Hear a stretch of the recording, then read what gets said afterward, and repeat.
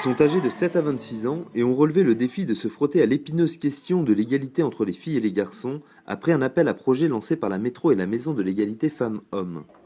Danse, théâtre, dessin ou cinéma, chacun a trouvé son mode d'expression pour s'attaquer aux clichés les plus tenaces. Mercredi dernier à la Butte des Chirolles, 9 projets réalisés par ces jeunes ont été présentés au public, faisant la part belle à la mixité, au respect mutuel, à la lutte contre les discriminations et la violence.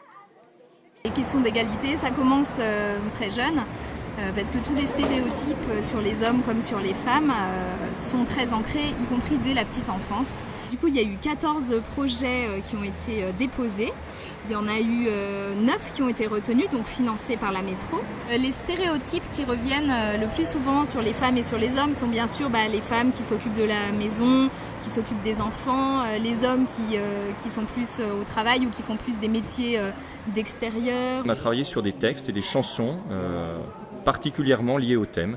Pour nous, l'intérêt du projet qu'on a mené avec les CM2, c'était de faire réfléchir, faire avancer les élèves sur leur façon d'être, leur façon d'être en relation les uns avec les autres, et de se rendre compte qu'avant d'entrer au collège, il y avait des attitudes de violence verbale, de violence physique, qui étaient dues un petit peu à des stéréotypes et à des préjugés qu'ils avaient sur l'autre.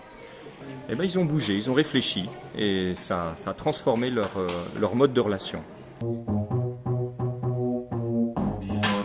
Me down, now I don't give a damn. They had always thought they could be over me. I'm gonna shut them and I'm not sorry.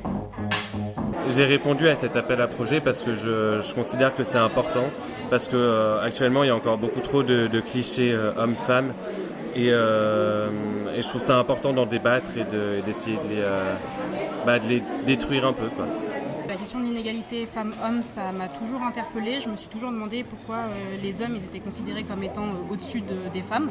Et j'ai voulu détourner un peu les clichés qui existent aujourd'hui. J'ai représenté ici le visage d'une femme qui dit aux hommes de voir la vie en rose, avec une rose derrière, parce que les roses, c'est pas que pour les femmes, mais c'est aussi pour les hommes.